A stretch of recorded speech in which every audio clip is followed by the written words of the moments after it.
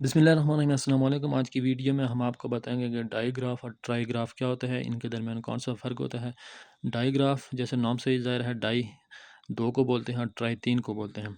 डाईग्राफ क्या होगा जी? Digraph is a combination of two consonant letters that stand together to create a new sound. यानी digraph वो चीज़ होती है जब दो कॉन्सोनेंट लेटर्स आपस में मिलकर एक ही आवाज़ देते हैं, जो न्यू साउंड यानी एक ही आवाज़ देते हैं, उसको बोलते हैं डाईग्राफ। लेटर्स दो होंगे, आवाज़ एक आएगी। मसलन सी एच हो गया, एस एच हो गया, टी एच हो गया, पी एच हो गया। अब P H O N E, अब ये देखो एफ़ की आवाज़ दे रहा है, F O N E phone. इस तरह एस एच ए डी, अब ये एस एच शीन की आवाज़ दे रहा है, S H A D shade. यानी ये दो लफ्ज़ मिलकर जब एक आवाज़ दें तो उसको बोलते हैं डाईग्राफ।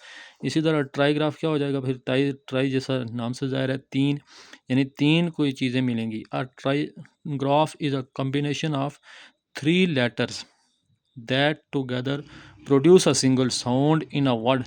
किसी एक ही लफ्ज़ में जब तीन लेटर्स आपस में मिलकर एक ही आवाज़ दें तो उसको बोलते हैं ट्राईग्राफ।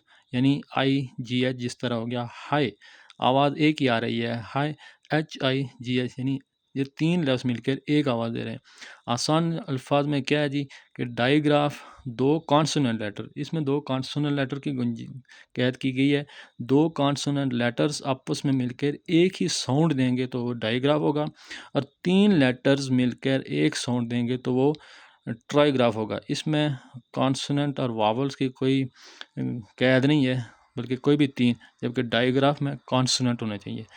उम्मीद है समझ आ गई होगी वीडियो। अगर आप हमारे चैनल पर नए हैं तो सब्सक्राइब करके बेल आइकन प्रेस कर दें ताकि आने वाली वीडियोज़ बर वक्त आप तक पहुँच सकें।